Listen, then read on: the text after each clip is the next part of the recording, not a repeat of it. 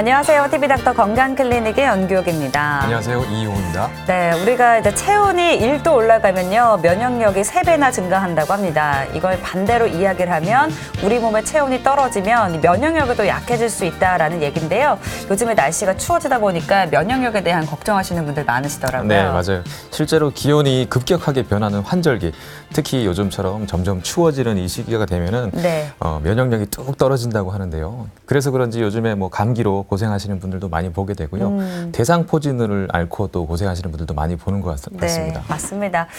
그래서 오늘은 면역력이 뚝 떨어질 수 있는 이런 시기에 주의해야 할 대상포진에 대해서 자세히 알아보는 시간 준비했습니다. 대상포진은 어떻게 예방할 수 있고 또 어떻게 치료하는지 자세히 알아볼게요. 먼저 오늘 함께해 주실 분 화면으로 소개해드립니다. 내 몸 어딘가에 문제가 생겼다는 일종의 신호, 통증. 하지만 계속되는 통증은 삶의 질을 떨어뜨리게 된다. 우리 몸에 발생하는 모든 통증은 나름의 이유가 있는데, 배가 아프다는 건 위장기관이, 다리가 아프다는 것은 다리가 쉬고 싶다는 몸의 신호다. 통증이 우리 몸에 이제 고통을 주기 때문에 사람들이 안 좋은 걸로만 생각할 수 있는데요. 하지만 그 통증을 통해서 우리 몸의 하나의 어떤 방어 신호 체계라고 생각할 수가 있습니다. 그래서 예를 들어서 당뇨병, 신경병증 같은 병에 걸리면 우리 말초신경이 파괴되는 질환인데, 말초신경이 파괴되기 때문에 우리 다리나 손 같은 데 어떤 상처가 있거나 어디에 부딪혔을 때 우리는 그걸 통증을 느끼지 못하고 지나가는 경우가 많은데요. 그래서 그렇게 방치하게 되면은 딴 데 부딪혀서 생긴 통증이나 이런 것 때문에 생긴 상처들이 제대로 치료가 되지 않기 때문에 2차적인 문제로 더 발전이 돼서 감염이 더 심하다거나 아니면 나중에 더 심각하게 진행될 경우에는 절단까지도 생각할 수 있는 그런 큰 질환으로 발전할 수가 있습니다. 우리나라는 전통적으로 아파도 참는 것을 미덕으로 여겨왔다. 하지만 이는 잘못된 인식으로 최근 의학계에서는 나의 통증을 적극적으로 밝히고 치료받을 것을 강조하고 있다. 귀찮아서 혹은 조금 지나면 나아지겠지라는 생각으로 통증을 참다 보면 치료 시기도 놓치고 만성화되면서 난치성으로 발전하기 때문이다. 통증을 방치하게 되면은 만성 통증으로 진행을 할 수가 있는데요.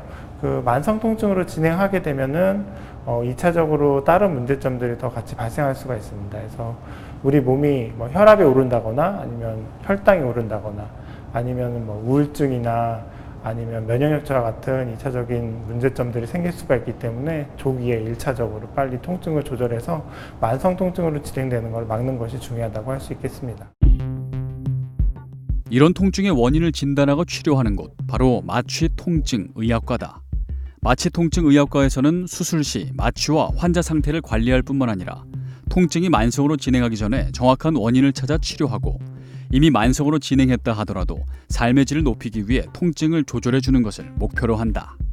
마취통증의학과는 보통 이제 두 가지 파트가 존재하는데요.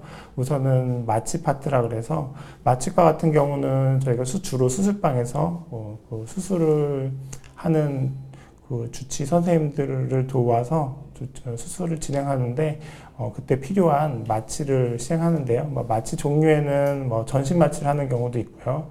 아니면 하반신 수술만 하는 경우에는 척추 마취를 진행하기도 하고요.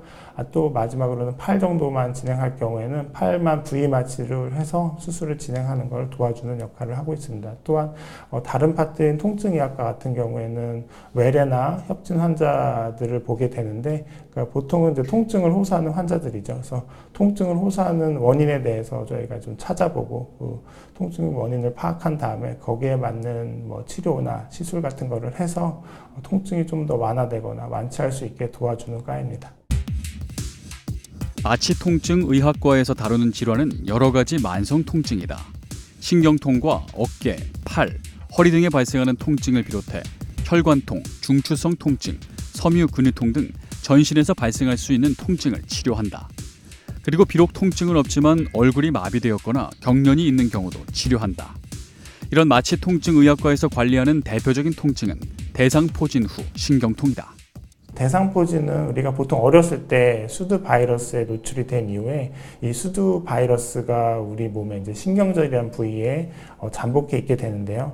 그래서 잠복해 있다가 일반적으로 생활할 때는 문제가 되진 않지만 우리 몸이 무리하거나 아니면 어떤 스트레스를 받아서 면역력이 약해졌을 때는 이 잠복해 있던 수두 대상포진 바이러스들이 다시 이제 활성화가 돼서 감각신경을 타고 피부 질환 쪽으로 다시 이제 생기게 됩니다. 그래서 피부 쪽으로는 피부 발진이나 수포들을 유발하게 되고요.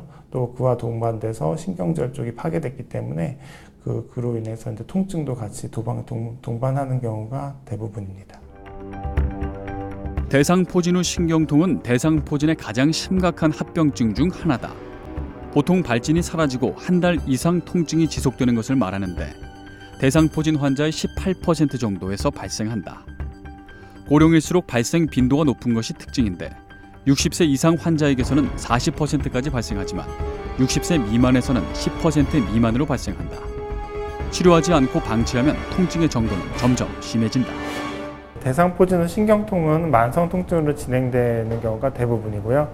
짧게는 몇 달, 길게는 몇 년에서 평생 동안 지속될 수가 있습니다. 그래서 이렇게 오랫동안 지속되기 때문에 그 삶의 질이 엄청 많이 떨어지고요. 그로 인해서 많은 불편감들을 느끼기 때문에 그 대상포진 후 신경통이 앓고 있을 때는 적극적으로 치료를 하셔서 통증을 조절해서 대상포진 후 신경통이 점점 더 심해지는 걸 막는 것이 중요하다고 할 수 있겠습니다. 대상포진이 턱과 목, 천골이나 요추 부위에 발생한 경우는 대상포진 후 신경통이 생길 위험이 낮고 흉부에 생긴 경우는 중간 정도, 그리고 상완 신경총이나 3차 신경 부위에 생긴 경우에는 그 위험성이 높다. 또한 대상포진이 생겼을 때 피부 병변이 나타나기 전에 발생하는 통증이 심했거나 발진이 심하게 나타난 경우에도 발생 위험이 높다. 대상포진 후 신경통 환자들이 호소하는 통증들은요. 묘사하기로는 환자분들이 바늘로 쿡쿡, 얇은 바늘이 아니라 대바늘로 쿡쿡 찌른다거나 아니면 칼로 쑤신다거나 같은 통증을 느끼면서 벌레들이 스물스물 기어간다는 듯한 이상한 느낌을 가진다고도 하고요. 또 바람이 스치거나 아니면 옷깃만, 머리카락만 스치기만 해도 극심한 통증을 호소하기도 합니다. 또 평소에는 잘 참을 수 있었던 가벼운 통증들이 대상포진 후 신경통에서는 이제 엄청 큰 통증으로 다가와서 극심한 통증을 호소하기도 합니다.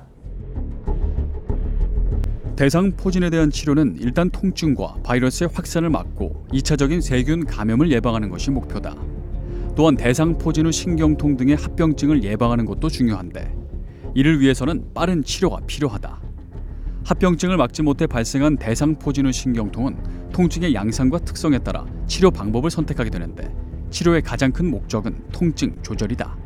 대상포진 후 신경통은 통증 조절하는 게 매우 중요합니다. 그래서 통증 조절하기 위해서 우선 1차적으로는 약물 치료를 시작을 하는데요.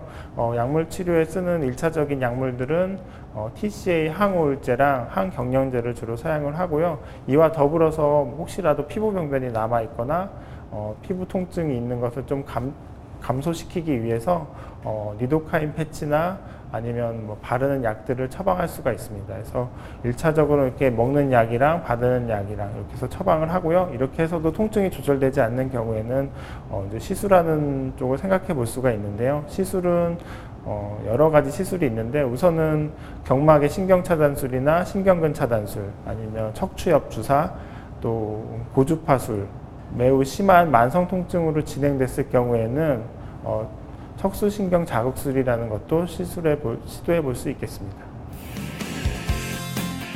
계절의 틈 사이로 밀려오는 적 대상포진.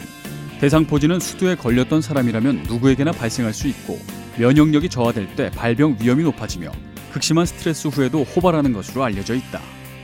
특히 50대 이상에서 발병이 급증하고 증상도 심하게 나타날 수 있는데 오늘 TV닥터 건강클리닉에서는 마취통증의학과 전문의 전용욱 과장과 함께 대상포진과 대상포진 후 신경통에 대해 자세히 알아본다.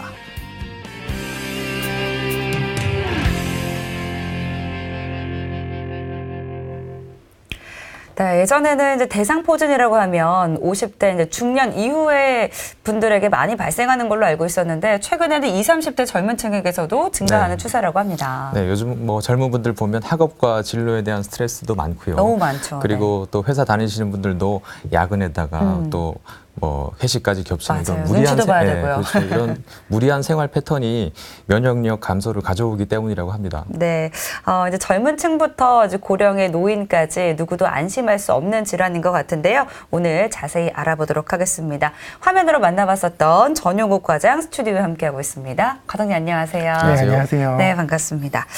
저희가 이제 앞서서 면역력이 좀 떨어질 때 대상포진에 걸릴 수 있다 이렇게 말씀드렸거든요. 네. 그러면 이 대상포진이라는 거 뭔가 면역력이 떨어질 때 우리 몸에 세균이라든지 바이러스가 들어와서 생기는 병인가요? 어떻습니까? 네, 화면에서 보시는 것이 수두대상포진 바이러스인데요. 네. 수두대상포진 바이러스는 주로 어린이에서 수두를 일으키는 병입니다. 전염성이 있기 때문에 유행성으로 나타날 수도 있고요. 또 큰 유행성으로 나타날 수 있긴 하지만은 큰 후유증을 남기지 않는 상태로 완치가 됩니다. 하지만 이 바이러스는 그 완치가 되고 나서 우리 몸에서 사라지는 것이 아니라 그 우리 몸의 신경절이라는 부위나 아니면 뇌 신경절에 숨어 있다가 우리가 뭐 무리해서 일을 한다거나 아니면 뭐 스트레스를 많이 받는다거나 아니면 큰 병에 걸려서 면역력이 떨어지게 되면 숨어 있던 이런 바이러스들이 다시 활성화가 돼서 우리 신경절에서 증식해서 신경세포를 파괴하고 피부에서는 발진과 물집을 형성하게 되는데요. 그와 동반돼서 통증을 유발할 수 있습니다. 이렇게 발생한 병을 대상포진이라고 합니다. 네. 여기서 신경절이라고 말씀하신 부분은 여러 신경 다발들이 이제 뭉쳐지게 되는 교차로 같은 것이라고 보면 될 것 같습니다. 네. 그러니까 이렇게 아프기 얼마 전에 바이러스가 침투를 한 게 아니고 예전부터 내 몸속에 있던 그런 바이러스가 숨어있던 게 활성화가 돼서 나타난다는 게 맞는 거죠. 네. 다시 한번 말씀드리면 그러니까 어릴 때 수두를 걸려서 수두 대상포진 바이러스에 감염된 이후에 힐링이 되고 나서도 이 바이러스 자체가 신경절에 숨어 있다가 우리 몸의 면역력이 떨어지게 되면 다시 활성화가 돼서 이 바이러스들이 감각신경을 타고 피부 발진을 일으키고 감각신경들을 파괴해서 통증을 발생시킬 수 있습니다. 네.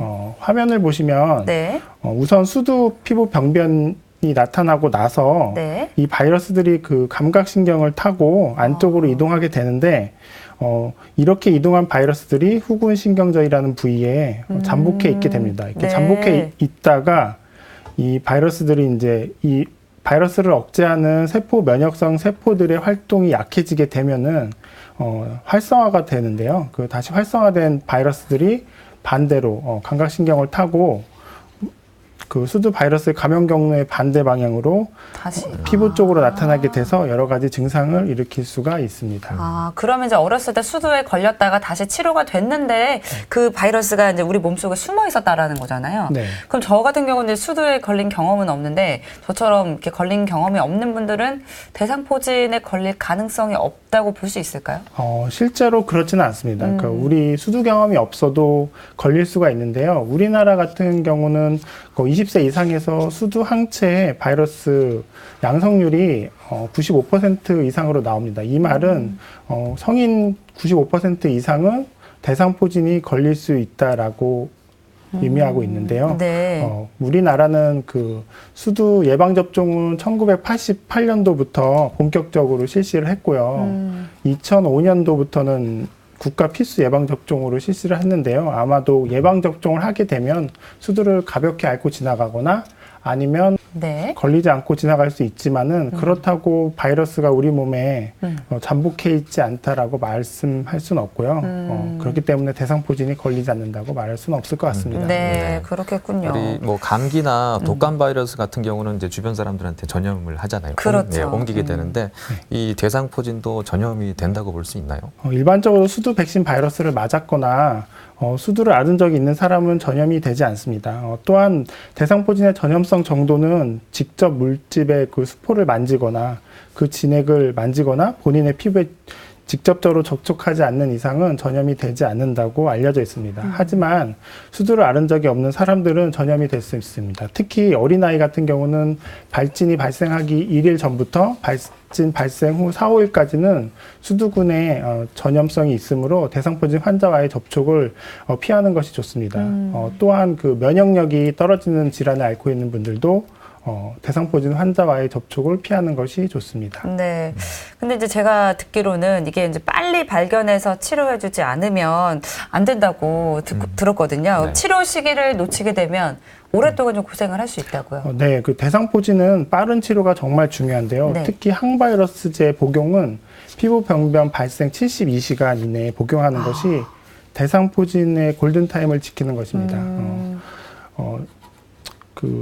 이 골든타임 안에 치료를 시작하는 것이 치료 효과가 좋은 것으로도 알려져 있는데요. 네. 예를 들어서 급성 통증 감소나 바이러스 퍼짐 감소, 발진 부위 감소, 급성기 및 후기 발병 합병증의 기간을 상당히 단축시키는 것으로 알려져 있습니다.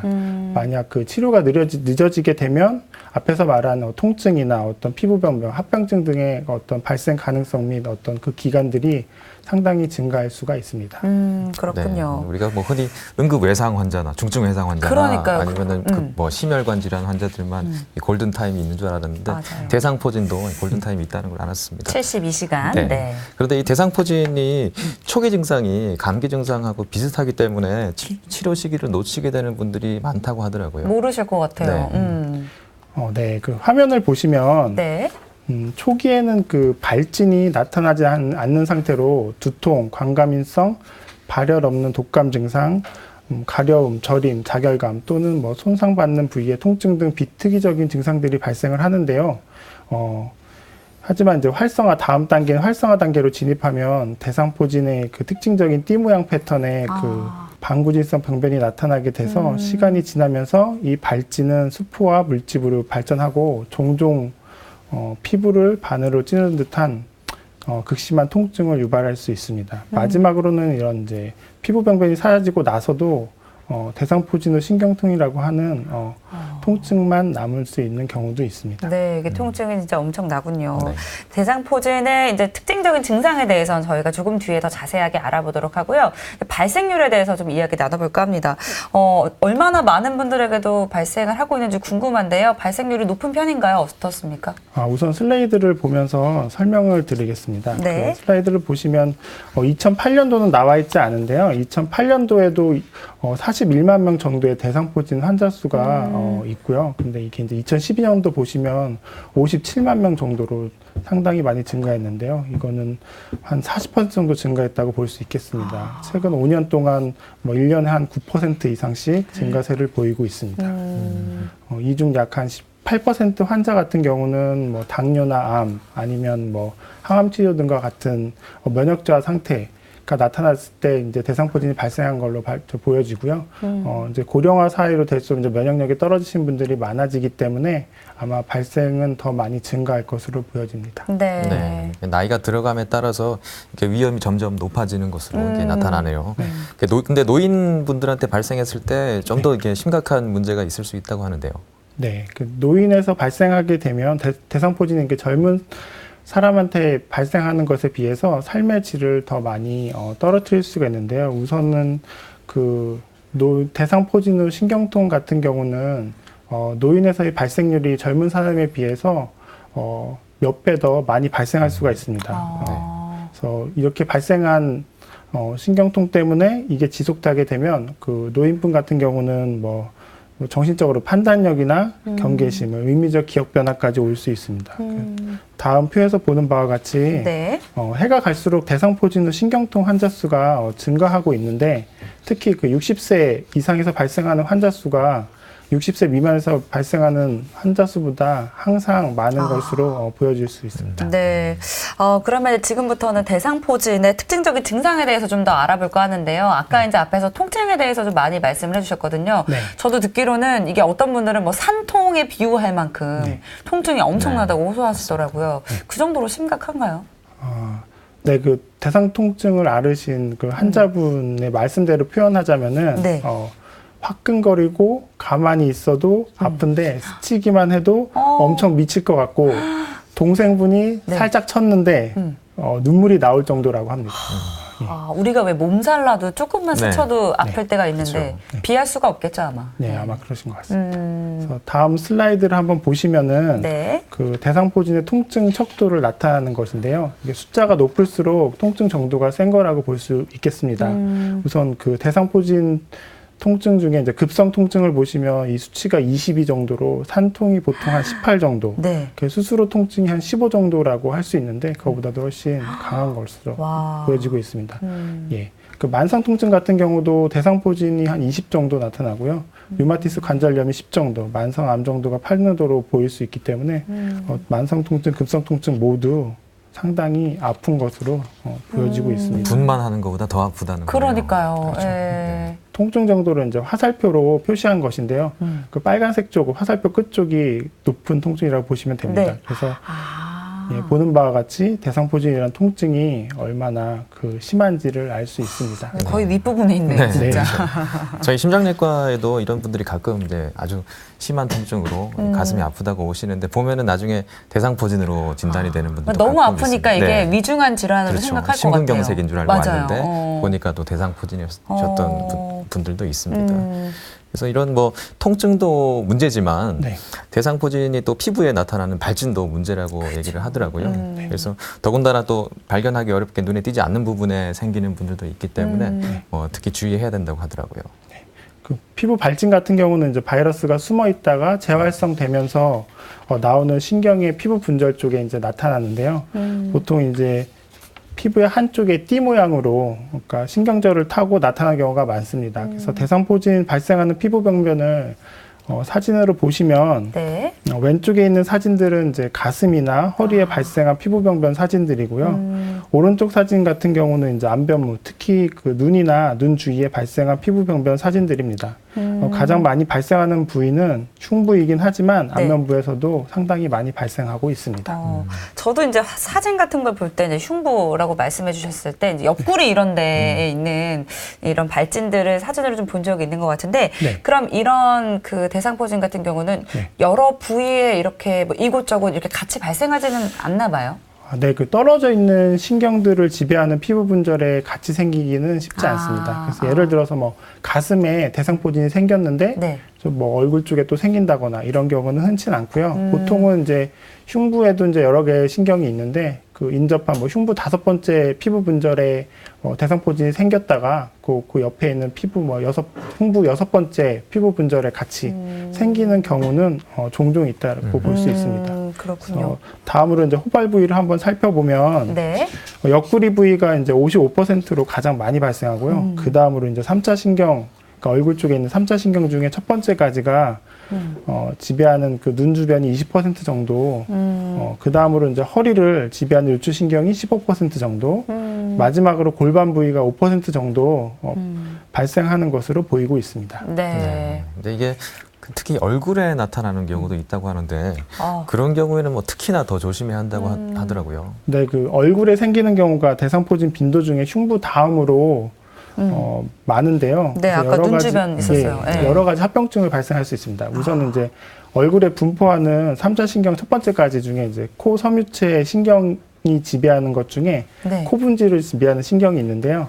여기 이제 코끝이 이제 피부 병변이 생기긴 하는데 요 코끝에 피부 병변이 생기면 요 신경이 그 각막도 같이 지배하고 있기 때문에 각막도 침범을 할 수가 있습니다. 그래서 화면을 한번 보시면 네. 이렇게 이제 각막을 침범하게 되면은 또 대상포진이 이제 이렇게 해서 악화되면 네. 각막 혼탁으로 인해서 이제 시력 손상이나 시력 저하가 생길 수 있고요. 네. 섬로체염이나 이제 이 근처에 있는 홍채염 같은 것들이 같이 생겨서 녹내장이 드물지만 생길 수가 있습니다. 그 옆에 사진을 보시면 이거는 이제 남세 헌트 증후군이라는 질환인데요. 네. 이거는 안면신경 마비 뿐만 아니라 기부의 증상을 유발하는 병입니다.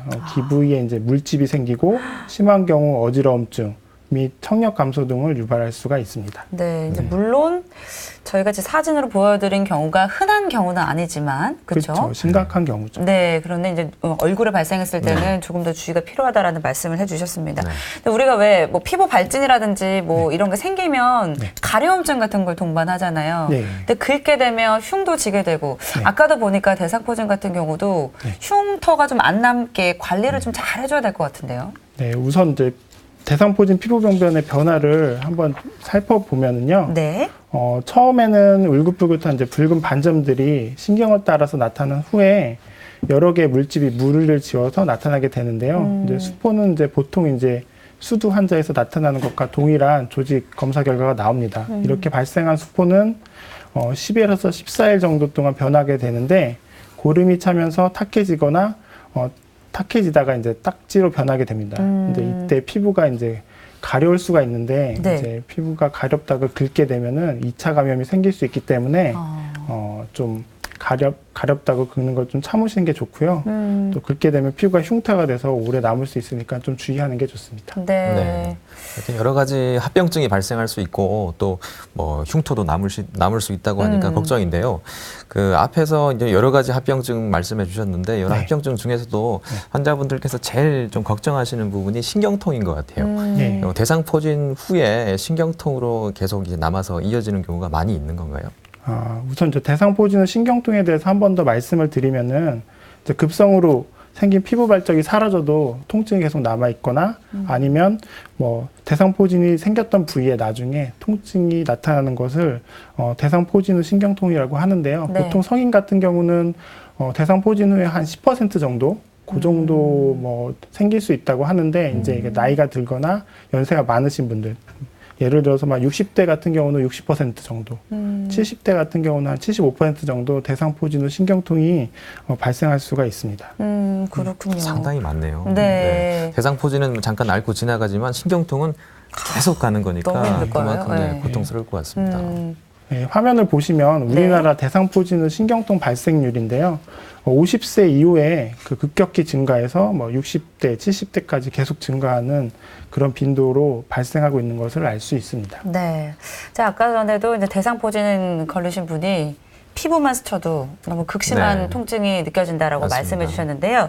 대상포진 후에 이제 신경통을 앓고 계신 환자분들은 바람만 불어도 통증이 느껴진다. 이렇게 표현을 하신다고요. 그렇죠. 대상포진 후 신경통은 보통 이제 대상포진 후에 발생하는 만성 통증 증후군으로서 그 삶의 질을 많이 떨어뜨립니다. 그래서 상당히 괴롭고요. 그 지속 기간도 수개월에서 아니면 몇 년 동안 아니면 평생 동안 지속될 수도 있습니다. 그 통증 양상은 다양해서 칼로 쑤시는 듯한 그런 통증이 있으면서 벌레가 이제 스물스물 기어가는 듯한 이상 감각도 존재할 수 있고요. 또 머리카락이나 바람만 스쳐도 통증이 나타날 수가 있는 이질통이 있습니다. 또한 평소에는 잘 참을 수 있었던 통증 같은 경우도 대상포진 후 신경통을 앓으면은 극심한 통증으로 변해서 참기 힘든 경우가 있습니다. 대상포진 후 신경통도 다른 만성 통증 증후군과 마찬가지로 통증이 지속되기 때문에 환자분이 우울증뿐만 아니라 그 사회적, 직업적으로 상당히 많은 어려움을 겪을 수 있습니다. 네. 네. 그러면 이게 통증이 생기는 부위가 그 바로 그 피부 발진이 생겼던 그 부위에 통증이 생기는 건가요? 예, 맞습니다. 그 대상포진 후 신경통이 잘 발생하는 부위도 대상포진이 발생했던 부위와 같은데요. 뭐 그 이유는 뭐 대상포진이 발생해서 피부 병변이나 통증을 유발하는 신경에 데미지를 주고 나서 사라졌기 때문에 그게 회복되지 않아서 생기는 통증이기 때문입니다. 네. 그래서 호발 부위를 한 번 더 살펴보시면 네. 대상포진하고 같이 옆구리 부위에서 55% 가장 많고요. 그 다음으로 3차 신경에서 20%, 다음으로 허리를 지배하는 요추신경이 15%, 마지막으로 골반 부위를 지배하는 천골신경이 3%에서 한 5% 정도 발생 비율을 보이고 있습니다. 네. 그러면 이제는 이제 대상포진과 그리고 대상포진 후 신경통을 치료할 수 있는 방법을 좀 살펴볼까 하는데요. 먼저 이제 약물 치료로 가능하다면서요? 네, 그 약물 치료 중에 앞에서 언급한 그 항바이러스 복용에 대해서는 좀 생략을 하고요. 네. 중점적으로 통증 조절에 위해서 이제 복용하는 약물들에 대해서 좀 설명을 하도록 하겠습니다. 그 전에 이제 우리 몸이 통증 감각을 어떻게 전달하는지 한번 말씀을 드리면 네.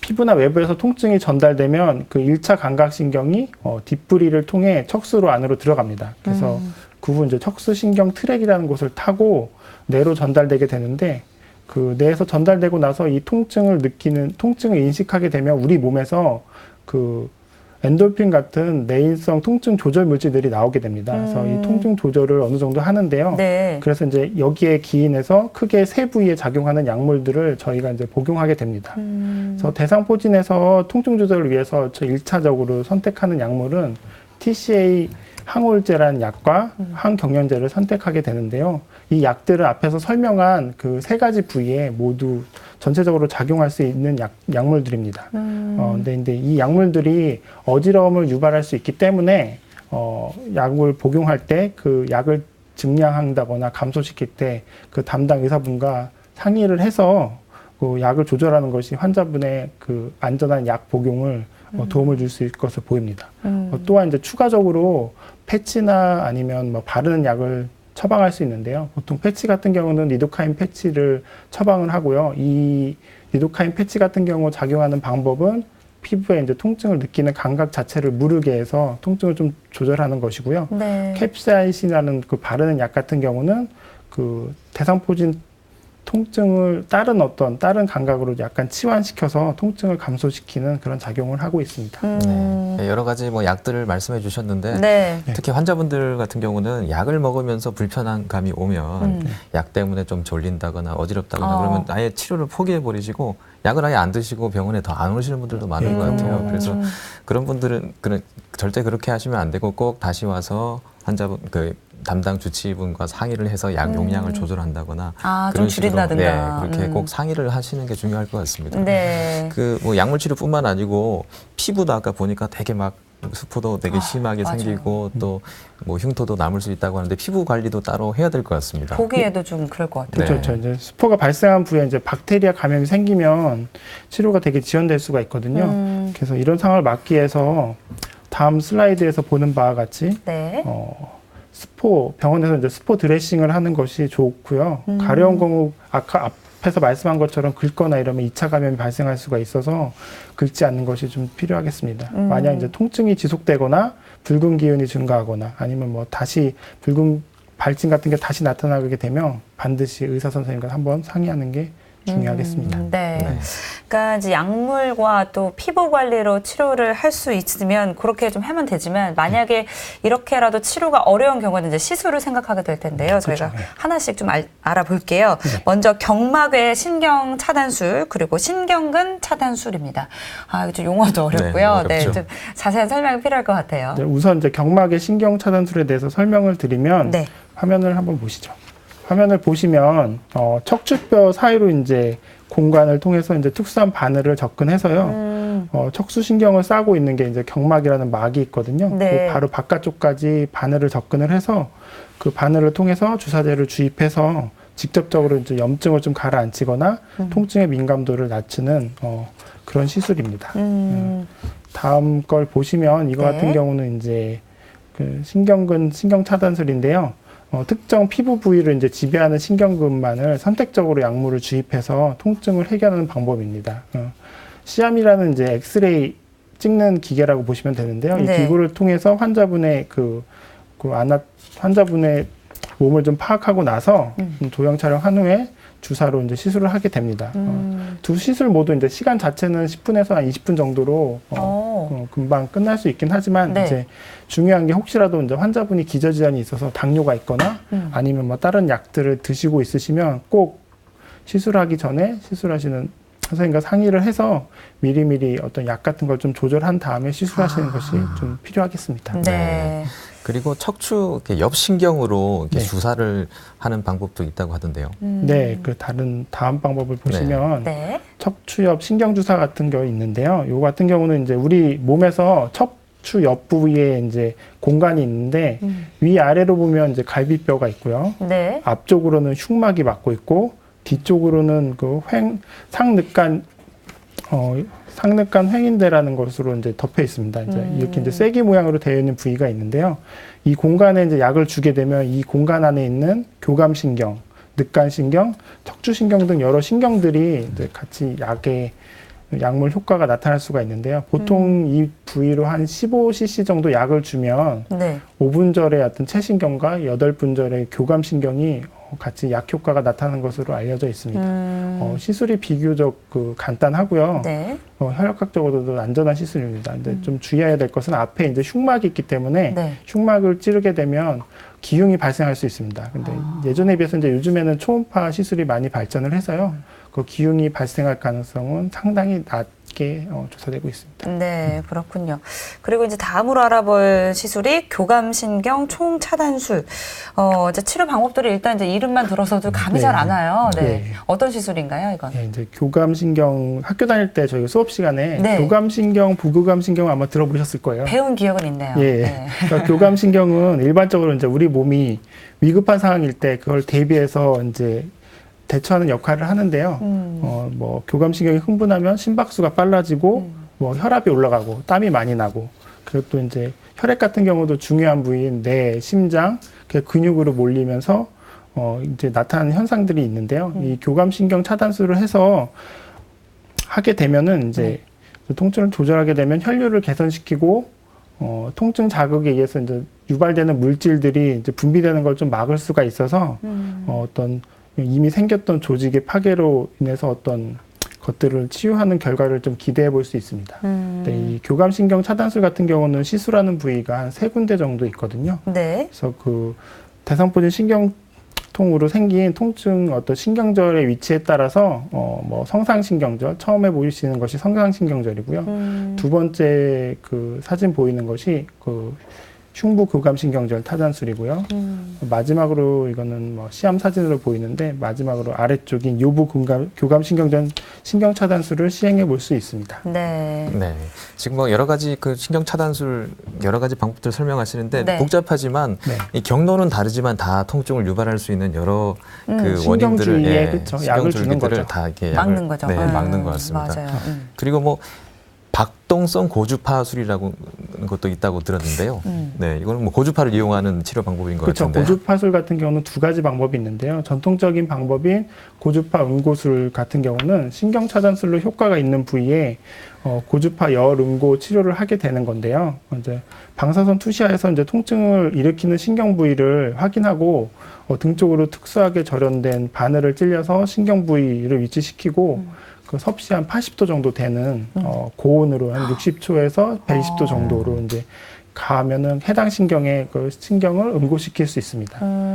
하지만 이제 80도 정도의 열을 가하기 때문에 네. 신경이 손상되는 단점이 있어요. 그래서 이것을 보완해서 그 위에 나온 방법이 화면을 보시면 네. 박동성 고주파술인 건데요. 박동성 고주파술 같은 경우는 열을 발생하지 않고 신경 손상이 없이 그 신경의 전자기적인 노출로 인해서 신경의 미세 구조 변화와 통증 전달과 관련된 생리학적 변화를 일으켜서 통증을 좀 막는 효과를 줄 수 네. 있습니다. 네, 네. 신경을 손상시키지 않고도 그렇죠. 통증을 이렇게 조절할 수 있으니까 그만큼 합병증도 적을 것 같습니다. 네. 이제 마지막 치료 방법에 대해서 알아볼 텐데요. 척수 자극술입니다. 이건 어떤 방법일까요? 예, 그 척수 자극술은 1967년도에 칠리에 의해서 처음 이제 시도된 후에 점차 발전된 현대까지 오게 된 시술법인데요. 현재 그 만성 난치성 통증을 치료하는 데 있어서 중요한 역할을 합니다. 그래서 시술 방법은 화면에서 보시는 바와 같이 미세 자극관을 환자가 통증을 느끼는 부위에 신경절 근처에 이제 경막의 공간에 고정을 시킨 다음에 배나 등 쪽으로 그 자극기를 연결을 해서요. 그 척수신경 자극기 이제 통증이라는 나쁜 자극을 다른 자극으로 바꿔서 환자의 통증을 조절하게 됩니다. 그래서 사진을 보시는 바와 같이 엑스레이상에서도 이렇게 보이게 됩니다. 그래서 이렇게 바꿔주는 자극이 느낌이나 강도 자체를 조절할 수가 있습니다. 그래서 대상포진후 신경통 환자한테서 이런 시술을 하게 되면 한 50% 정도는 효과가 있다라고 나타날 수 있습니다. 네. 재밌는 게 지금까지 말씀하신 거는 다 이제 신경을 차단하는 건데 그렇죠. 이 치료는 이 자극을 좀 바꿔주는 다른 자극으로 좋은 자극으로 바꿔주는 치료라서 좀 흥미가 있는 것 같습니다. 네. 네, 지금까지 이제 여러 가지 치료 방법들을 설명을 해주셨는데요. 환자분들의 반응은 어떤 편인가요?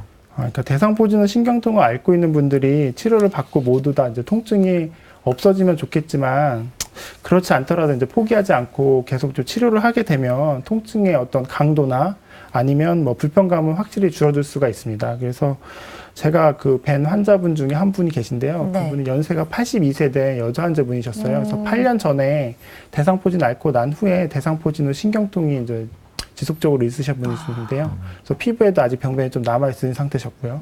그래서 통증이 계속 있으시니까 진통제만 복용하시면서 계속 지내셨는데요. 그래서 제가 여태까지 오시면서 뭐 인터벤션 같은 경우는 해보신 적이 없으시더라고요. 그래서 제가 설명을 드리고 인터벤션이 어떤 것이 있고 뭐 설명을 드리고 한번 해보시지 않겠냐고 말씀을 드리니까 할머니 같은 경우 연세가 많으시니까 걱정되시죠. 그러니까 뭔지도 잘 모르시니까 그렇죠. 그게 뭐냐고 물어보시더라고요. 그래서 뭐라고 설명드리니까 그 다음에 이제 다행히도 이제 할머님이 다른 질환이 없으셔서 다음 방문 때 아침 금식만 하고 오셔서 바로 이제 시술을 했는데요. 네. 화면에서 보시는 바와 같이 경막의 신경, 흉추에 이제 경막의 신경 차단술을 시행을 했습니다. 그래서 총 2회 시행을 했는데요. 첫 번째 시행했을 때 통증 수치가 6에서 4로 좀 감소를 하였고요. 두 번째에서는 2, 3까지 정도 감소하셔서 복용하시는 약 자체도 좀 많이 줄어드셨고요. 환자분도 좀 가지수도 줄어드셨고. 네. 그래서 이제 환자분이 상당히 만족을 하고 가셔서 기억이 납니다. 네, 통증도 많이 줄었다고 하니까 다행이고요. 이게 만성 통증이라는 것이 네. 사실 우리 며칠만 아파도 얼마나 힘들어요. 그럼요. 근데 뭐 8년 내내 아프신 거잖아요. 정말 고통스러우셨을 것 같습니다. 네. 이제 아무래도 이제 시술들이 신경과 관련된 시술들이니까 환자 입장에서는 굉장히 걱정도 많을 것 같은데요. 네. 이런 시술을 하기 전에 좀 주의해야 될 점이 있다면 어떤 게 있을까요? 예, 이제 시술이 이제 수술하는 거에 비해서는 좀 간단하긴 하지만 시술 자체도 우리 몸에 침습적인 것이기 때문에 시술 전에 꼭 체크할 것들이 좀 있는데요. 네. 우선은 이제 환자분의 기저질환이 어떤 것들이 있으신지 확실히 좀 의사분하고 상의를 꼭 해야 될 것 같습니다. 그래서 뭐 심장 질환이 있거나 뇌혈관 질환이 있을 경우에는 이제 보통 항응고제를 드실 수가 있으신데 항응고제를 드신 상태에서 하게 되면은 좀 위험할 수가 있어서 좀 그 담당 전문의 선생님과 상의를 해서 항응고제를 며칠간 좀 끊은 후에 시술을 좀 하는 게 좋고요.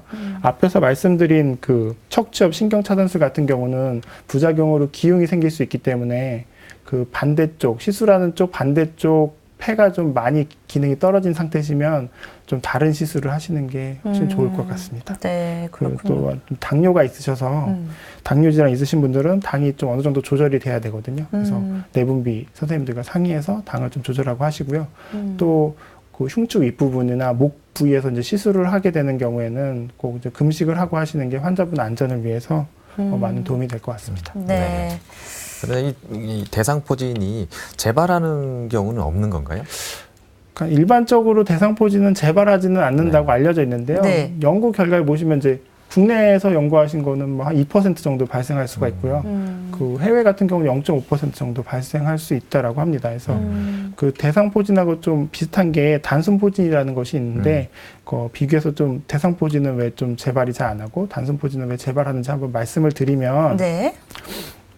단순포진 바이러스나 뭐 대상포진 바이러스나 다 같이 신경절에 잠복해 있거든요. 잠복해 있는데 그 단순포진 바이러스 같은 경우는 이제 신경절 하나에서 재활성돼서 잠깐 염증 일으키고 그 주위에 좀 발진이 잠깐 생겼다가 우리 몸의 면역세포들이 반응하기 전에 바로 좀 사라지거든요. 그래서 그 사라지기 때문에 재발을 좀 잘하는 것이고 대상포진 바이러스 같은 경우는 이제 신경절을 파괴해서 주위까지 퍼지거든요. 그래서 그 반응을 보고 우리 몸에서 면역 T셀, 면역세포들이 이제 그 면역력을 회복해서 어느 정도 수치를 우리 몸에서 갖고 있기 때문에 재발을 잘 안 하는 것으로 알려져 있습니다. 네. 여기서 말씀하신 단순포진이라는 게 우리가 흔히 피곤할 때 네. 입술에 이렇게 네, 부르트면서 올라오고. 스파로 네. 올라오는 그런 거 말씀하시는 것 같습니다. 그렇군요. 네. 그러니까 대상포진의 통증도 워낙에 심하고요. 또 합병증도 있어서 좀 잘 예방을 해야겠다라는 생각도 드는데 이 대상포진 예방 접종도 지금 실행이 되고 있죠. 예, 앞에서 보는 바가 진짜 50세가 넘으면 그 대상포진 바이러스에 대한 면역력이 떨어지게 됩니다. 그래서 떨어지기 때문에 이에 대한 대비로 그 대상포진 예방 접종을 하는 것이 좋은데요. 그 수두 백신의 한 14배 정도 되는 고용량의 어떤 약을 폭탄 터뜨리듯이 빵 줘서 이제 T세포 수를 확 늘리는 것입니다. 그래서 예를 들어 뭐 면역 T세포를 뭐 심폐소생한다고 얘기도 하는데요. 네. 접종 연령은 보통 50세 이상에서는 뭐 접종이 가능하긴 하지만 일반적으로 60세 이상에서 접종을 권장해 드리고 있습니다. 근데 이 바이러스 자체가 그 백신 자체가 생백신이기 때문에 그 임산부거나 뭐 선천성 후천성 면역결핍증이 있거나 하시면 좀 예방 접종을 안 하시는 게 좋습니다. 그렇군요. 네, 앞에서도 여러 가지 시술이 있는 걸 말씀해 주셨는데요. 네. 특별히 시술 받으신 환자분들이 네. 또 뭐 시술 후에 관리를 또 어떻게 해야 되는지 그런 그렇죠. 부분들도 궁금해하실 것 같아요. 네. 시술 후에 어떤 식으로 관리를 하게 되나요? 이제 시술을 하고 나서요. 어떤 네. 환자분 같은 경우는 이제 시술 끝났다고 바로 일어나서 집에 가시려고 하시는 분들 계신데요. 네. 그렇게 하시면 절대 안 되시고요. 한 30분 정도 이상은 시술 받으신 그 근처에서 꼭 누워서 있다가 그 신경 자체에다 약을 신경 주위에다 약을 준 거기 때문에 뭐 부작용이 있는지 없는지 신경 쪽으로 부작용이 있는지 없는지 확인한 다음에 꼭 집에 가시는 게 좋고요. 그 시술한 날은 그 그래도 시술한 부위로 그 바늘이 들어갔다 나왔기 때문에 네. 목욕을 하시거나 이러시는 건 좀 삼가하시는 게 좋을 것 같습니다. 그러면 이제 시술이 아까도 이제 시간이 그렇게 오래 걸리진 않았잖아요. 시술이다 네. 보니까. 그러면 뭐 신경을 건드렸기 때문에 혹시 일상생활 복귀하는데 우리가 좀 걸리는 시간이 있을까요? 아니면은 뭐 바로 일상생활은 가능한 건가요? 예, 뭐 특별히 부작용이 네. 없으시면 일상생활은 바로 가능합니다. 그래서 크게 걱정 안 하시고 시술 받으실 수 있습니다. 네, 그렇군요. 이제 아까도 대상포진 이제 예방 접종에 대한 이야기도 나눠봤습니다. 이제 60세 이상의 고령인 분들은 꼭 이제 접종을 하셔야 된다라고 말씀을 해주셨는데요. 우리가 이제 일상생활에서 실천할 수 있는 이런 예방 방법들도 좀 이야기해 주시면 좋을 것 같아요. 예, 그 대상포진 예방 방법이 뭐 특별히 있는 건 아니고요. 네. 그래서 기본적으로 우리 몸이 이제 면역력이 떨어졌을 때 대상포진이 발생할 가능성이 상대적으로 많이 올라가기 때문에요. 그래서 뭐 평소에 얘기하는 것처럼 뭐 규칙적인 생활 하시고요. 그 또 식사하시는 것도 뭐 알맞은 영양소 같은 거 잘 드시고 충분히 숙면 취하시고 또 겨울 같은 경우에는 체온 관리도 따뜻하게 해주시면은 대상포진이 그래도 걸릴 가능성이 좀 떨어지지 않을까라고 생각이 듭니다. 네, 우리가 이제 일상생활에서 실천할 수 있는 것들입니다. 잠 충분히 주무시고요, 골고루 영양소 네. 섭취하시고 그리고 체온을 올릴 수 있는 방법들 실천해 보시면 될 것 같습니다. 처음에도 말씀드렸지만 젊은 분들도 과로하시거나 뭐 맞아요. 잦은 회식 이런 것들도 좀 주의하시는 게 좋겠습니다. 네, 맞습니다. 오늘은 대상포진에 대한 이야기 나눠봤습니다. 과장님 오늘 말씀 감사합니다. 네, 이 대상포진은 이제 빨리 치료만 잘 해준다면 큰 문제는 없다고 합니다. 아까 저희가 앞에서도 말씀드렸다시피 이제 신경의 손상을 최소화하기 위해서는 발진이 생긴 다음에 72시간, 72시간 이내에 반드시 치료를 시작해야 된다는 것도 잊지 마시기 바랍니다. 네, 가벼운 통증도 참지 마시고요. 초기부터 좀 강력하게 이 통증을 잡아야 네. 대상포진 후에 발생할 수 있는 만성 신경통을 예방할 수 있다는 것도 꼭 기억하셨으면 좋겠습니다. 네. 그리고 60세 이상인 노인분들께서는 꼭 대상포진 예방접종 맞으시길 바랍니다. 네. TV닥터 건강클리닉 오늘은 여기까지고요. 저희는 다음 주 이 시간에 더 알찬 건강 정보로 돌아오겠습니다. 고맙습니다.